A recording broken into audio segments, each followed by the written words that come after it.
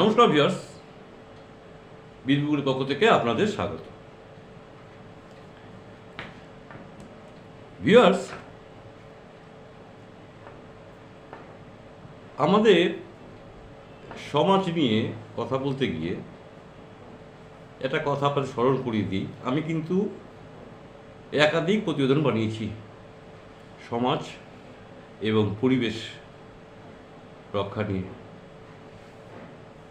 সমাজকে কি করে পুনর্জীবিত করা যাবে আর পরিবেশকে কি করে দূষণমুক্ত করা যায়, বৃক্ষরোপণ ইত্যাদি ইত্যাদি করে এর আমি একাধিক প্রতিবেদন করেছি, হোয়াটসঅ্যাপে লিখেছি, ইউটিউবে প্রতিবেদন বানিয়েছি, বিভিন্ন মিটিংয়ে গিয়ে আমাদের আধ্যাত্মিক কিছু সংগঠন রয়েছে সেখানে আমি সেই বক্তব্যই রেখেছি।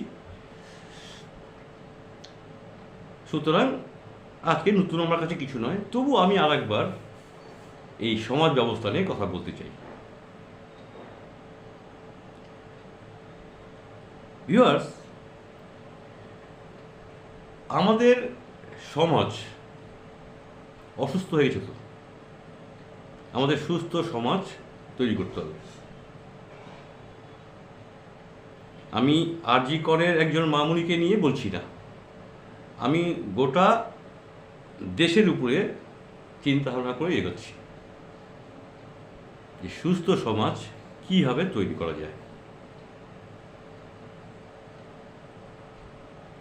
ধরুন একটা ইস্যু, আরজি করের মামুনিকে নৃশংসভাবে ধর্ষণ করে খুন করা হয়েছে, আমি ধরে নিলাম সব সত্যি।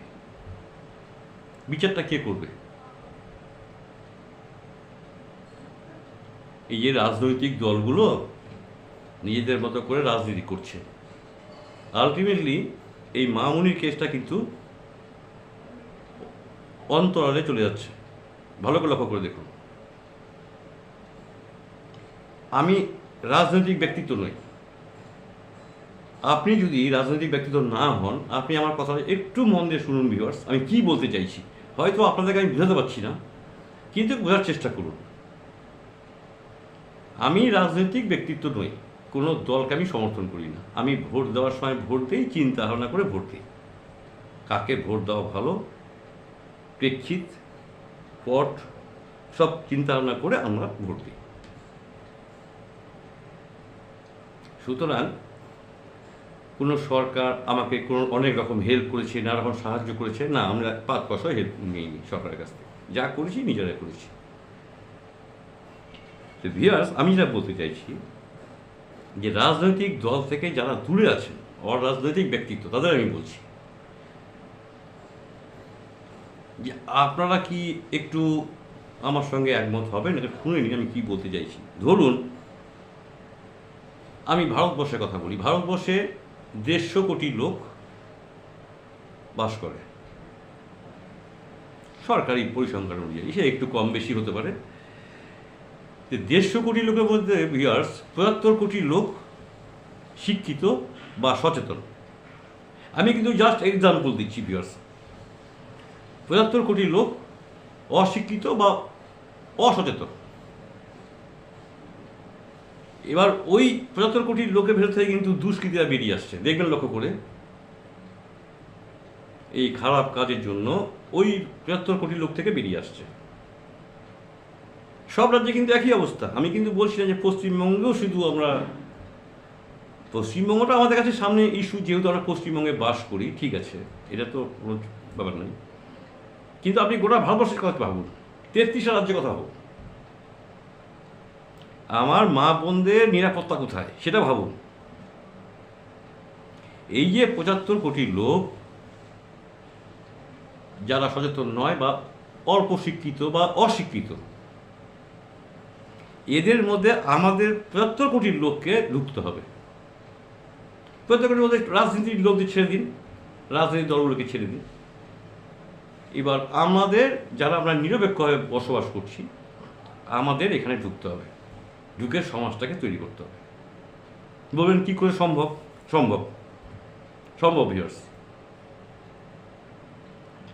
যেমন ধরুন, আমি যে গুরুদেবের কাছ থেকে দীক্ষা নিয়েছি, আমাদের একটা সংগঠন রয়েছে,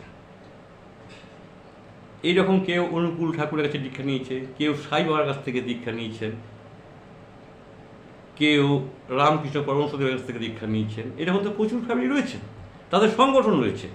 এই সংগঠন অথবা এনজিও, বিভিন্ন দেখবেন আপনাদের প্রত্যেকটা জেলাতেই এনজিও রয়েছে, তাদেরকে সঙ্গে নিতে হবে, নিয়ে আমাদের এই ওই ৭৫ কোটি লোক যারা বিভিন্ন রকম অকাজ কুকাজ করে সংসার চালায়, তাদের ভিতরে ঢুকতে হবে, ঢুকে তাদেরকে ফেরাতে হবে, মূল স্রোতে তাদেরকে ফিরিয়ে আনতে হবে। আসল জায়গাটায় ভিউয়ার্স আমরা কেউ লক্ষ্য করছি না। আমরা কেস কি হলো, সিবিআই কি করলো, ইডি কি করলো, এসব নিয়ে ভাবিত, কিন্তু না, আমাদের মূল যে প্রবলেম, যে গোড়ায় গলদ, সেটা আমাদেরকে ধরতে হবে তো ভিউয়ার্স, সেটাকে সংশোধন করতে হবে তো। একটি বা ৫টি লোক একটি মেয়েকে রেপ করলো, ধর্ষণ করলো, খুন করলো, ঠিক আছে, তো এই যে ধারাগুলো দেবে, কে ধারাগুলো দেবে, বিচারটা কী করে হবে? যতই কড়া কড়া আইন আসুক, সরকার খুব কড়া কড়া আইন নিয়ে আসছে, কী করে আইনটার প্রয়োগ হবে, কী করে ভাবুন তো একবার। কে সেই ধারাগুলো যোগ করবে যে বিচারপতিরা বিচার করবে? সেটা নয়, আমরা এই রাজনৈতিক দলগুলো যেটা করছে করতে দিন। আমি যেটা বলতে চাইছি ভিউয়ার্স, আমাদের মূল গোড়ায় যেতে হবে, সমাজটাকে পুনর্জীবিত করতে হবে। আমাদের বিভিন্ন রকম গোষ্ঠী, তার মধ্যে হিন্দু, মুসলিম, বৌদ্ধ, খ্রিস্টান, জৈন সব আছেন।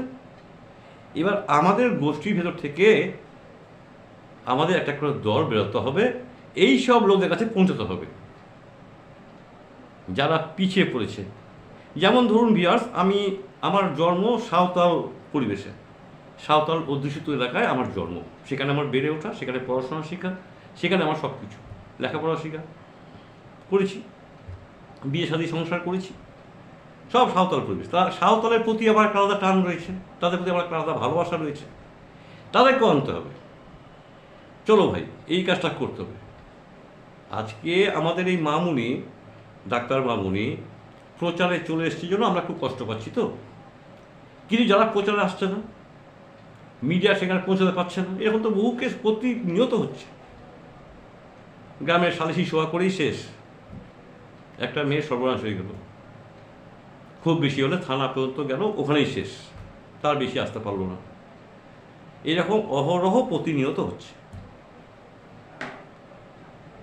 তাহলে আমাদের কি করতে হবে? আমাদের সেই প্রত্যন্ত গ্রামেও ঢুকতে হবে, ঢুকে সমাজটাকে তৈরি করতে হবে নতুন করে। যারা পিছিয়ে পড়েছে, যারা বিভিন্ন রকম, আমরা বুঝতে পারছি এরা বিভিন্ন রকম কাজের সঙ্গে লিপ্ত, চুরি, ছাত্রামি, ডাকাতি, গুন্ডামি, ধর্ষণ, খুন, জখম এইসব করছে, তাদেরকে মূল স্রোতে ফিরাতে হবে, না হলে এই অন্যায় আটকানো যাবে না, এই কাজ আটকানো যাবে না। ভিউয়ার্স, সবাই সচেতন হন।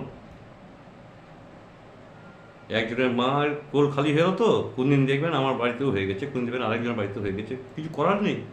আমাদের এখন দলগতভাবে, অরাজনৈতিকভাবে এই ব্যাপারটার মোকাবেলা করতে হবে, সবকে মূল স্রোতে ফেরাতে হবে, সমাজকে তৈরি করতে হবে। আমি জানি না বোঝাতে পারলাম কি না আপনাদের, যদি বোঝাতে না পারি আপনারা নিজেরাই একটু ভাবুন যে আমার ঠিক হয়তো আপনাকে ডিসকাশনটা ঠিক হলো না, আপনারা নিজেরা একটু বানিয়ে নিন ব্যাপারটা। প্রয়োজনে আমি রয়েছি। আমার একটা ভিউয়ার্সও যদি আমাকে ফোন করে বলেন, কমেন্ট করে বলেন যে আমি আপনার সঙ্গে আছি, দুজন মিলেই করব। বৃক্ষরোপণ ভিউয়ার্স আপনাদের অনেক বলেছি, বৃক্ষরোপণ হচ্ছে, আমিও লাগিয়েছি, হচ্ছে, অনেকেই লাগছে, সারা তো পাচ্ছে। এই যে প্রতিবেদনগুলো বানাচ্ছি, সারা তো হচ্ছে, সারা তো করছে। সে 10 জন ভিউ হোক আমার, সেটা আলাদা কথা। আমার নতুন চ্যানেল 10টা ভিউ হয়েছে, ওই 10 জনই কাজে লাগুক না, তাই তো খুশি আমি। আমার দিক থেকে আমি করছি ভিউয়ার্স, আপনারা আপনাদের দিক থেকে একটু ভাবুন, ভেবে এইভাবে আমাদের সকল মা বোনদেরকে নিরাপত্তা দিতে হবে, মা বোনদের ইজ্জত আমাদেরকেই বাঁচাতে হবে। ওই রাজনীতি দেখে লাভ নেই, আর কী হলো না হলো সব ছেড়ে দিন, এগুলো রাজনীতি করতে দিন। রাজনীতি করতে গিয়ে আসল নাটক, আসল চিত্রনাট্যটাই ডুবে যাচ্ছে। এটা আমি কিন্তু ভীষণভাবে ভাবিত। এই ছিল আজকে আমার আপনাদের সঙ্গে ডিসকাশন করার ভিউয়ার্স। একটু প্রতিবেদনটা বড় হয়ে গেল, মাইন্ডফুলি আপনারা নিশ্চয়ই শুনেছেন আমি কি বলতে চাইছি। আমাদের দলগতভাবে অরাজনৈতিক ব্যক্তিত্বদের সবাইকে পৌঁছাতে হবে সেই ৭৫ কোটি লোকের বাড়িতে। আমার প্রতিবেদন গোটা ভারতবর্ষ কেন, গোটা বিশ্বের লোক দেখছেন তো। যেখানে যেখানে মনে হচ্ছে যে এইখানে আমাদের ঢোকার দরকার, সেখানে ঢুকতে হবে। কোনো মান সম্মান, কেউ বাজে কথা বলবে, কিন্তু আমরা সৎ মহৎ কাজ নিয়ে বেরোবো, সমাজকে পুনরুদ্ধার করব। আপনারা কি বলছেন কমেন্ট করে জানাবেন। আজ এই পর্যন্ত রইল ভিউয়ার্স, সবাই ভালো থাকবেন। ভালো থাকবেন বলতে কি, খুব সাবধানে থাকবেন, খুব সাবধানে থাকবেন। পরিস্থিতি কিন্তু ভীষণ বাজে, সমাজ কিন্তু একদম শেষ হয়ে গেছে, এটা বলার অপেক্ষা রাখে না। আপনারা সচেতন হন, পার্টিসিপেট করুন আমার সঙ্গে, আমি আছি। সমাজকে গঠন করতে হবে, এই সমাজ গঠনে আমি রয়েছি। আমার যদি একটা এই আপনাদের কাছে সবিনয় নিবেদন একটাই, আপনারা পার্টিসিপেট করুন, সবাই আসুন, সবাই একসঙ্গে করি রাজনীতির ঊর্ধ্বে গিয়ে। বিয়ার্স, আজ এই পর্যন্ত রইল, সবাই ভালো থাকবেন। আমার বুক ভরা ভরসা রইল, সবাই খুব ভালো থাকবেন, খুব ভালো থাকবেন, সাবধানে থাকবেন। আগামীকাল আবার আমি আসবো, দেখা হবে। আজকের মতো গুড বাই।